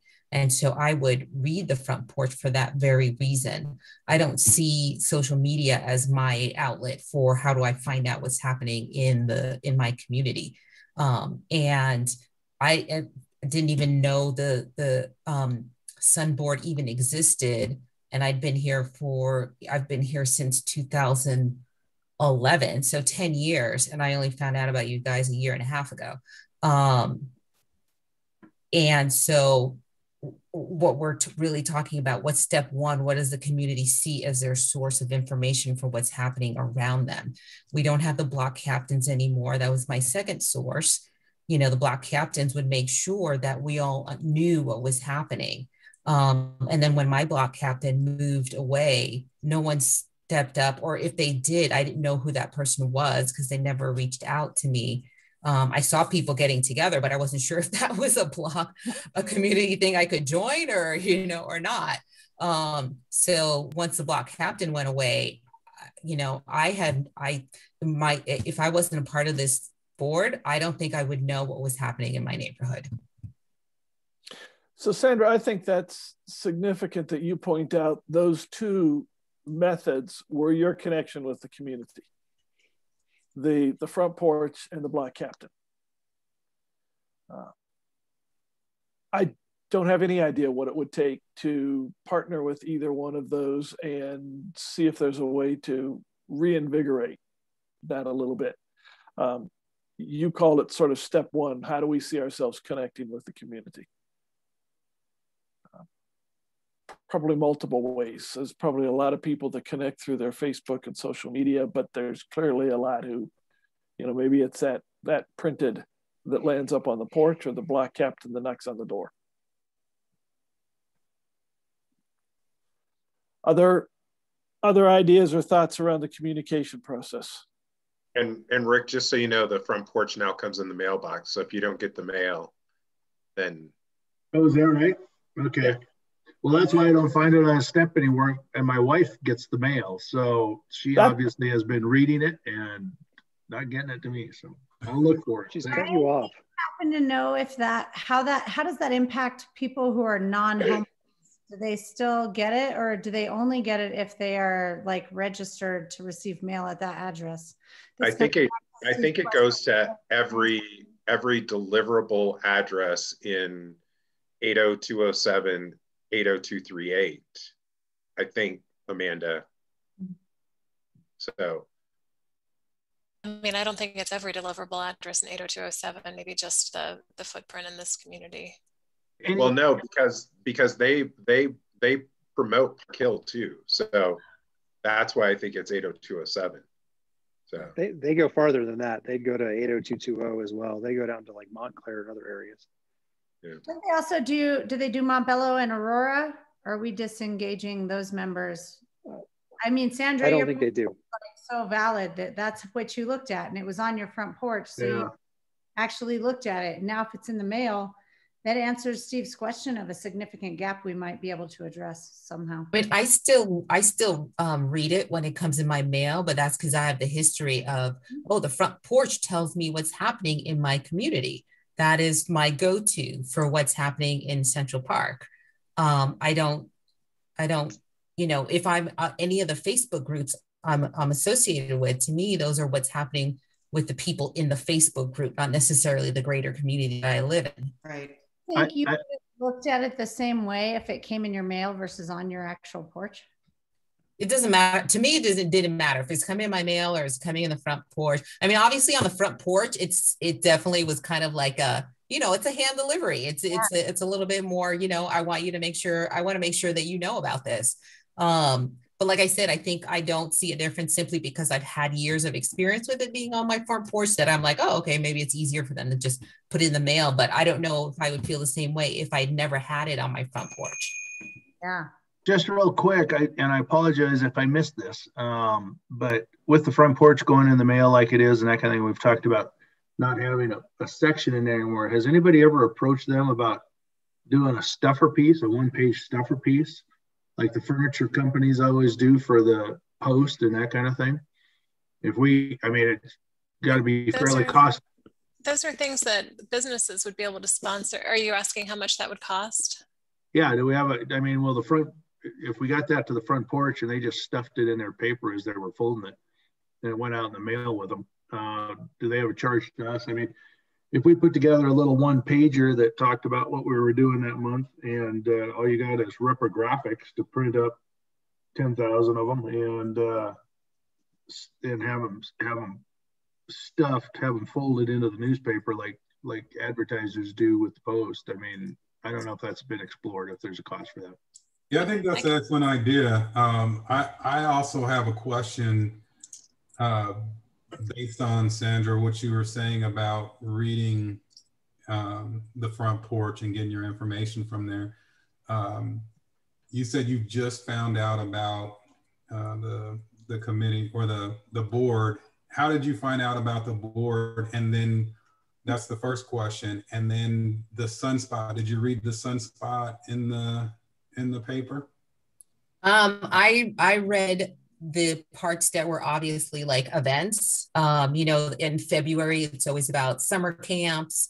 And in the summertime is, what movie or concert was happening, because I had young kids. They were 2 and 4 when we moved here. So it was always about, okay, what can I do with my kids to get them out of the house? Every now and then I'd read the indie, to see what he thought about movies and stuff like that. So I tried to read as much of it as I could. I'm sorry, did you have a second question? Where did you learn about the board? Oh, the board. I got an email and it said that they were looking to increase diversity on the board, and my kids were old enough where I felt like, they could stay home alone for a couple hours without my fear of being thrown in jail. So, and I've always been community minded. So I said, so I went down to the rec center to check it out and see, what that was about. But that was really the first time I remember ever getting an email from CPUN or ever hearing about it. I think that is the critical issue we have to address. We are a powerful entity. We have a lot of brilliant minds, and no one knows about us. And no one knows about the And Sandra, the front porch had an article. Wait, I got way too many. I got too many people jumping in right now. So Jennifer, let me let you finish. I think that's just the point that I was making. And I think, Gina, I really respect the work that you're doing because you are grassroots on the ground, hands down with people. And I think we need to leverage your expertise. I also think that we have to ask ourselves critically, do you look at a flyer that's inserted in a mailer? I get mailers all the darn time with lots of flyers in them. And it's what I can't stand about snail mail. I throw it right into I only check snail mail twice a month because I can't stand it. It's a boring task. Nothing meaningful comes to me through that. The majority of it, as an environmental person, I grew up on the beach in SoCal. So I grew up a volunteer in Surfrider Foundation. I can't stand the destruction of trees. It irritates me. I put it right into the recycle bin. I think we have to get far more creative in how we reach people. And I actually have a loved one eavesdropping on my meeting who said, why don't you put signs out? The signs that say Black Lives Matter, the signs that say I'm proud to be a student at this school. We pay more attention to that than flyers in a mailer. So I think we need to just put that as a tabled conversation of how can we challenge ourselves to be more present in the community, more engaging, and not use traditional means that people have become immune to. Let me go to Jack, and then let me go to Amanda. I was making a joke, so you can move on from me. Okay. I just wanted to, with Sandra saying that she was getting information from the front porch every month, but that we've had an article in the front porch for 10 years. And so if that was the source of information about the community, but it was a missed opportunity every time for the board to connect with you, I guess that's something else to keep in mind. So perhaps striving to get back that spot wouldn't be as helpful as we might think it would. Yeah. And Amanda, think about how much stress you put into getting that darn monthly message out. I know. Part of me is like, oh shoot, we don't have that space anymore.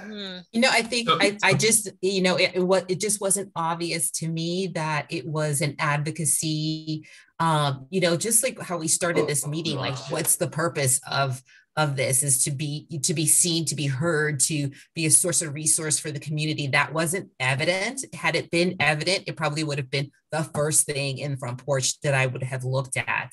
But honestly, it blended in with, articles about, oh, this restaurant opened up, here's a history of that chef that, or it's just like, yeah, okay, I don't care.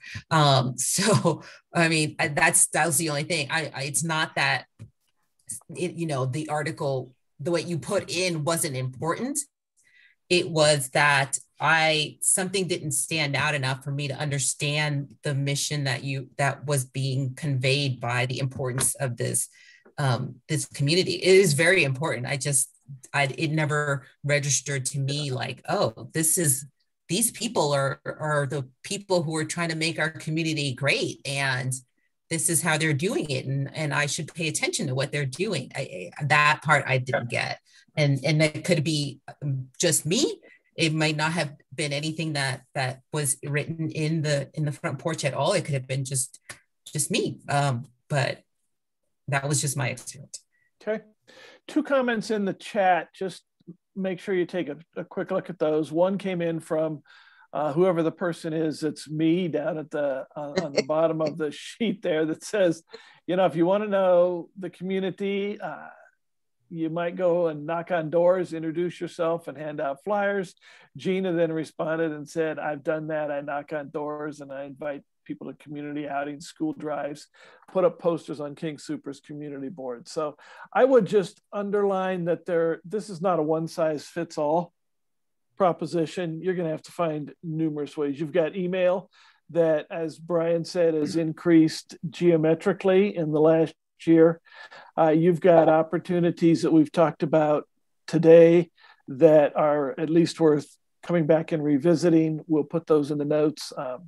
It's an eternal struggle. I finished up a survey for RNOs for Councilman Cashman, and you'll see the accumulated response come out.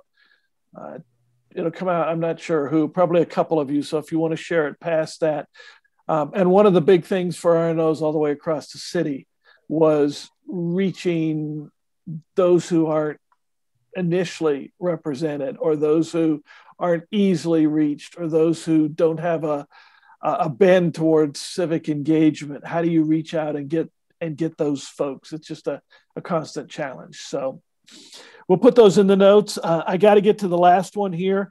Representation as a board, how do we best reflect and represent our full community?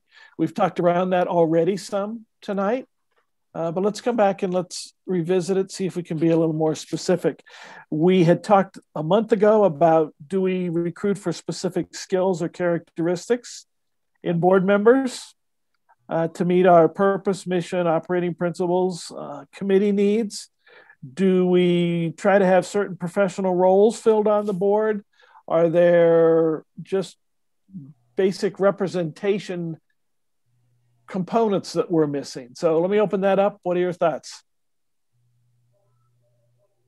I think the perfect segue from our last conversation is one of the key criteria we've needed to recruit for, and it's hard to determine in advance, is finding people who are willing to do the work. And I'm excited that we have a board filled with those people now. So kudos to all you, but if you all know how in advance to find people who are workers, please let us know. Just, I mean, at the most basic level, thank you, Mark. That was, I concur, and I appreciate the work that people are doing. Just demographically, we do not have a voice from the Latinx community. And our community is, I think, something like 20%, maybe 25% Hispanic, I think. Jamie, you threw out a demographic earlier. Do you know? I don't actually know. Okay, I feel like I just thought it's something sizable, like a quarter or a third or something like that. And so that's a voice that's here and not represented. And then, you know, ideally it would be nice if we were split 50-50 with men and women. So those are, I mean, just demographically where I would like to see the board, you know, aiming to add voices when the opportunities present themselves.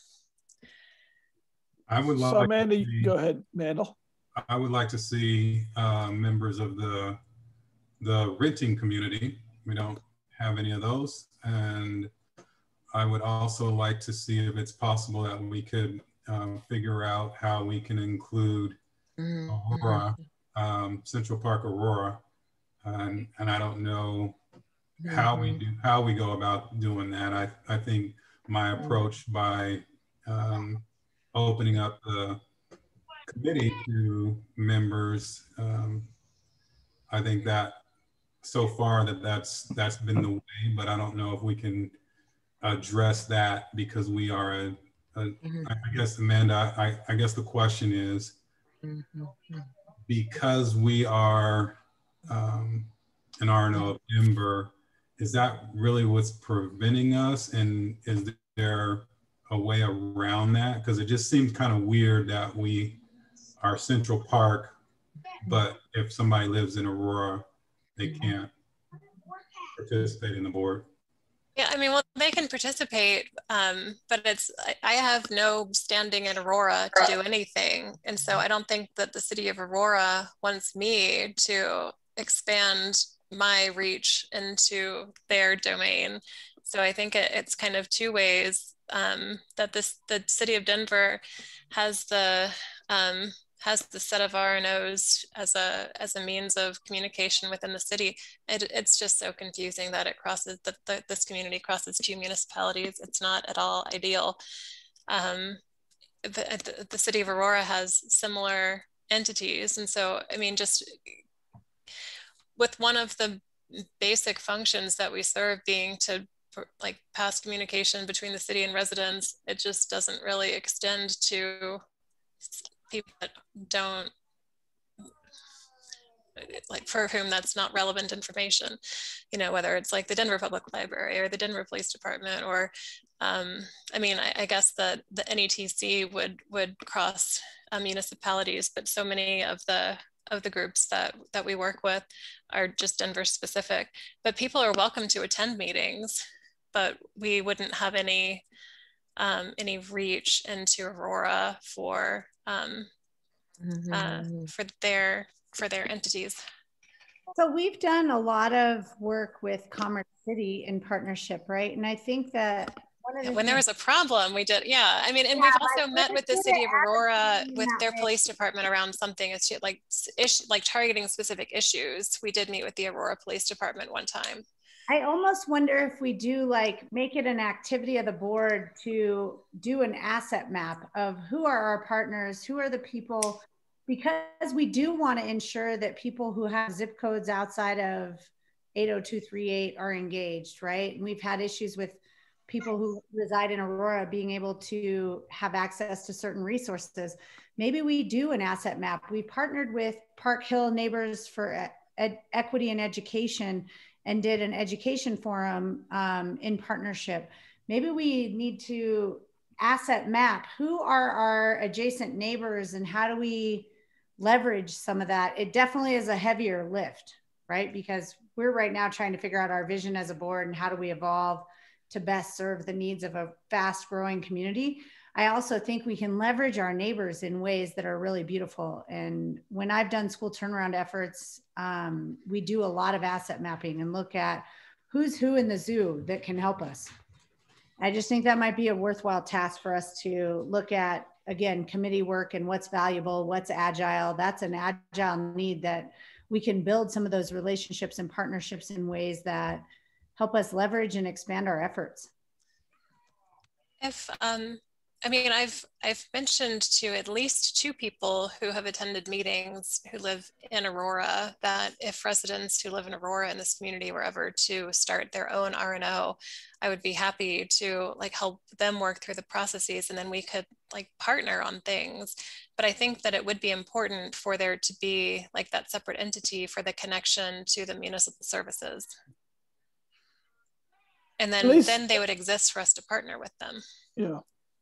What I guess I have a sort of maybe question in my mind as to how far up in our priorities are linking people in this community to the city. Like, is that the #1 priority that we're always connecting, community members to the organizations, or is there a bigger mission that's just to create community? So, I mean, the development extends into Aurora. So is it to make sure that every single person feels like they can go to the concerts and they can take part in the community, they can have a voice in the community, but if they have a specific question about how to get a government resource, they would have to go to Aurora. But that might be, I would bet most people don't. Do you think that's what most people are coming here for? I guess that's a real question I have. I think that's a really helpful question, because if I take you back to your very first discussion around who are we and our priorities, one aspect of that was the linking back to the government or the city. But you talked about a whole lot of other aspects of building community, being proactive, being agile, addressing needs as they arise, and those probably are not limited by boundaries. They are our bylaws, but our bylaws as an organization limit us by boundaries, and so that's the piece that's the limitation that we have. Okay, fair enough. We can't serve the community, but we are a 501c3 charity, and our bylaws dictate who we serve and what we serve. And we could put our tax exempt status in jeopardy if we went way off base. I'm not saying that we're anywhere close by doing that, by serving Aurora and bringing them in. I just think that we do have to keep that in mind. Good point. Well, I'll go toe to toe with the IRS any day. Bring them on. But I think it's also important to recognize that there are. Wait. Let me stay with Mark, and then I go to Jennifer. No, I didn't hear Mark. I didn't hear what Jack said. Sorry. He said he's going to take the IRS on, so good luck. But I think we also need to recognize that the Aurora part we're talking about that is in our community is officially represented by the Northwest Aurora Neighborhood Organization. They have an RNO. Like, why?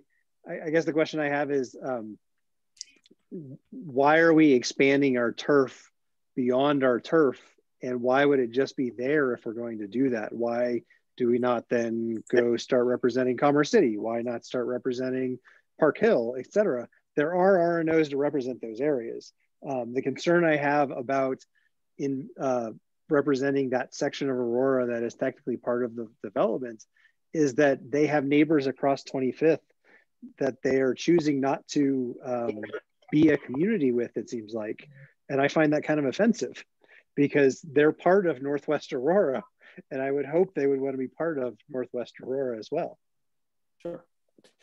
Fair enough. Let me come back to where we started on this. We talked about specific board representation. We talked about needing, or at least thinking about needing, somebody from the Latinx community, from the renting community. Are there any other communities that we're missing out on? Any other components that you would feel would be helpful to have on the board? But I think, Gina, I don't want to make an assumption, but you're a renter, right? I was just typing that in. I am a renter. Oh, I didn't realize that. Cool. Okay, we got that component of the community then. Good deal, Gina. Just so that you guys know, I'm not only a renter, I'm part of the low income community. So I kind of cover a whole lot of bases, including seniors. You're gonna wear a couple of hats for us, Gina. I'm sorry. I appreciate your perspectives. Thank you for disclosing all of that personal information. And I'm sorry that. No, that's not a problem. I'm not ashamed. Okay. Well, and I think that's important to know, and I think that's helpful because you're able to speak to some needs that need to be spoken to on the board. I also wonder about if we, instead of saying you're invited, we'd love you to attend another meeting, which I don't know about you, but when you get another invitation to just attend another meeting, you're like, please no, delete, right? So if we were to look at a more engaging strategy about bringing our community partners who are adjacent to our neighborhood to this meeting and being truly inclusive, could we strategically look at who are those neighborhood organizations? Who are those civic leaders who are most engaged and interested in interconnected communities? And really reach out. Gina, you inspired me with the idea of this one-on-one business. Like, let's have some one-on-ones. And how many people just get invited to meetings and go, I don't need to be involved in that, right? That's the natural tendency, especially with COVID and everyone juggling more than ever before.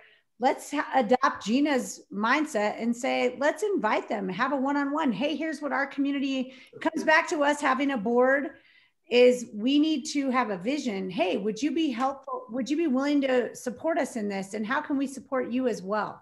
Let's join forces and do work that's good for the world and good for the soul. And when we have a big vision, we can sell people on that. We can get people engaged in those ways. Are your committees a good sort of entrance into that kind of an approach, inviting people to be involved in certain aspects of the committees? I think absolutely.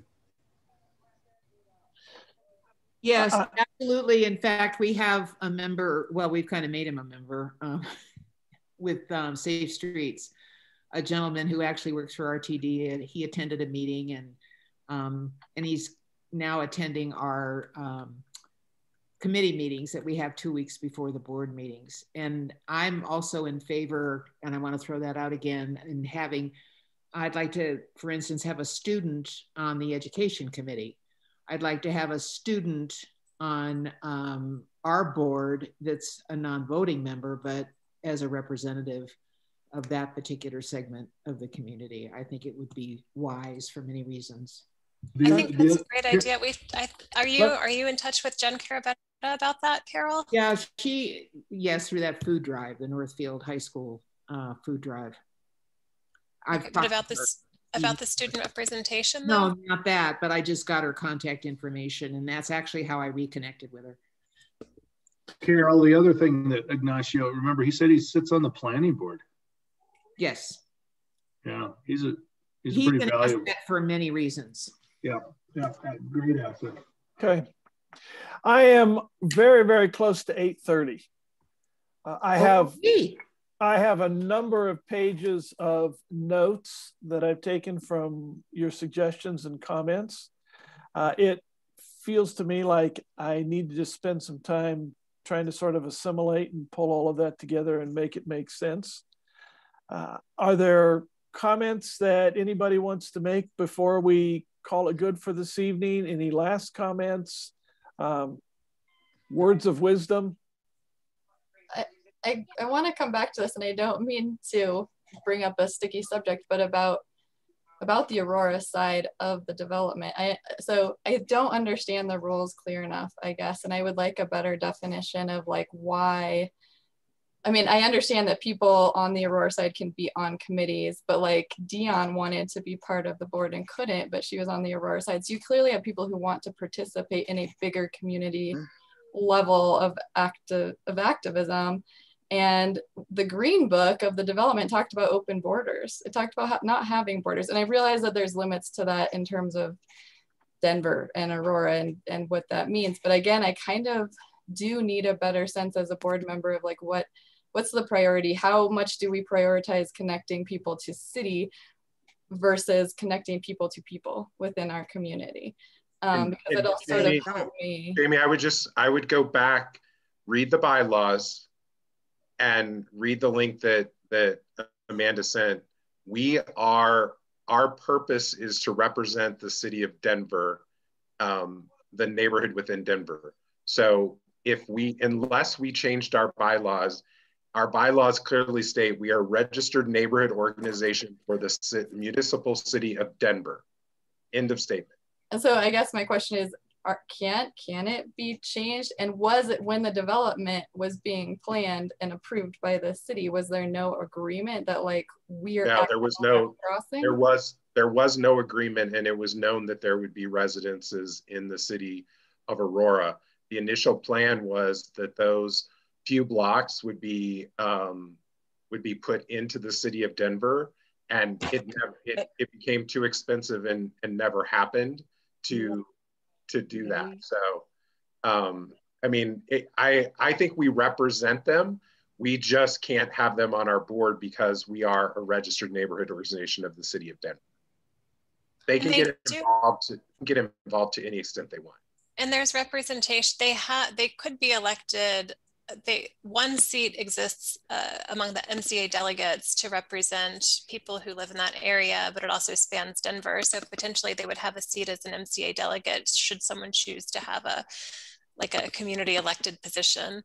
But it just isn't possible through a Denver registered neighborhood organization. Are they able to serve on a committee? Yeah, they can serve on committees. Yep. The only thing they can't do is be a board member. Or vote. Or vote when we are changing our bylaws, yeah. Okay. Well, and honestly, we have people on our committees in the past or our organization who have been liaisons to other community organizations from our role, and the role of having them be that liaison was just to communicate with our board. So they were like Sun board members who went to CAB, or Sun board members who went to ZAP, or whatever, name the committee, INC, stuff like that. So we could very easily, designate somebody, just like with a student, a non-voting member of our board, and have no trouble with that. I mean, that could work. But again, we're going to get some grief from the RNO that already represents those people, because they're going to say, why are you invading our turf? And if we're going to do that, why don't we add Park Hill? We have other neighborhoods too. Well, I think the challenge is that we're a Central Park. And so that's where the confusion is. So if we're talking about Central Park, are you a part of Central Park or are you not a part of Central Park? And so part of the marketing that happened was, okay, this is going to be the Central Park neighborhood that you're going to be a part of. And now it's like, oh, well, psych, you're really not a part because you're in Aurora. So that's the challenge. Yeah. And I think, and I wanted to say that because you said, I don't know why, you know, there is this problem with this small portion of Aurora. And I think that's what the problem is. But it also seems like you have some avenues to certainly include their input, their coordination, and a number of ways to involve them if they choose to. Jeannie, you wanted to say something. Yeah, it's just a suggestion, especially when it comes to adding students. Go to your middle school or high school. Ask some of the members of the student council to start attending the meetings. Okay. That'll be a good start. Mando, you have people who are in the, I'm trying to remember the group because my daughter was part of it when she was in school, but they work with diversity a lot. I can't remember the name of the group, it was at the top of my head, but at least reach out to those people to get them started. And then once they've reached a certain age, they'll probably continue with the CPUN group committee as they keep going, and eventually we'll start developing more younger people who want to be on the board to help take it to where it needs to be. That's just my suggestion. Gina, great suggestion. That's such a beautiful idea. And to build on Mandel's idea around designees, is it possible to adjust our bylaws to apportion a designee from our adjacent neighborhoods so that we do have, I think every single person in this meeting wants an inclusive community. We support the Green Book and how it was written. And we have these artificial boundaries of, to Mandel's point, you were sold a home in Stapleton, now Central Park, and you're an Aurora resident and don't have, it's simple things like my daughter has a friend who is a family of 5. It cost them almost $50 to join us at the pool for a Saturday back in the good old days before COVID. There's some inequities around what was actually sold, to your point, Mandel, and what people have access to. They thought they were buying into this inclusive community, and then they realized they're in a different zip code. So, but yet, Brian, I also hear your point of we have there's legal boundaries, right? And how do we adhere to our vision of being inclusive and also say, is there a way there? I'm an innovator. A disruptive innovator. That's what I get hired to do often. When the lieutenant governor hired me to do that, I was like, I'm not a rule person. And I realized I learned how to navigate the rules so that we can best serve all people. And I think there's an opportunity here to navigate some of those rules if we think creatively and if we challenge ourselves to use our influence, to use the intelligence that lies on this board and say, maybe it's initially through designees, that we have designees. Maybe, I don't know what the bylaws legislatively we have to adhere to, but I think we can pursue looking at similar to ZAP and INC committees, can we have designees in adjacent communities to support our big mission from the Green Book around being an inclusive community and breaking down boundaries? That's what we're all about.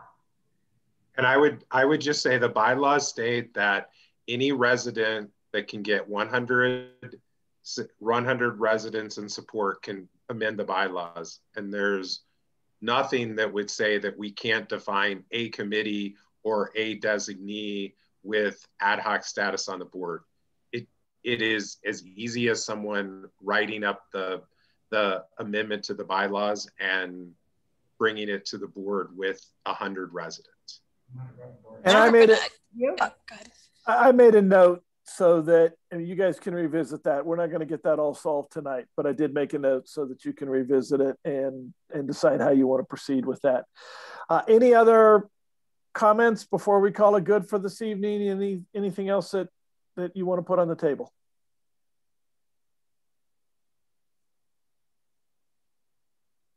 Okay.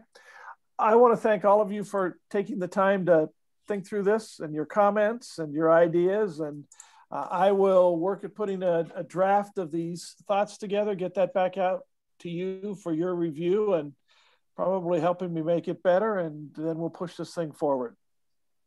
So other than that, Amanda, is there any last words we need? Well, just a logistical question. We had talked initially about if we didn't get through everything this month, reconvening during the board portion next month. Is that something that we would still want to plan to do? Or because we got through everything tonight, is the follow-up then just kind of written and iterative, but we won't be like diving in person during the second half of the meeting, the 2-hour meeting next month? I know that's probably a question for the whole board. My thought is you're going to have some, or you are going to have some areas where you're going to have to do some more diving. Yeah, right. Okay. Okay. And so let's define those areas and then let's do the additional diving. Got it. I want to see what Steve writes up and then mull this over a little bit, because I think we are going to have to do that in April. To what extent, I'm not sure. And then anything that's additional, I'm not sure. But I just want to go with leaving that open a bit and taking a look at what Steve summarizes for us.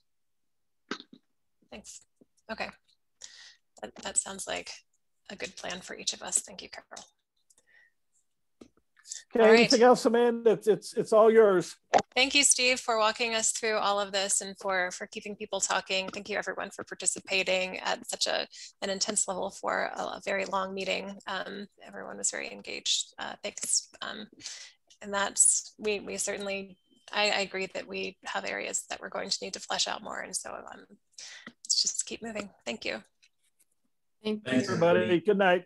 Thank you so much. Thanks, everybody. Have a good one. Bye-bye. Bye. Have a good night. Thank you.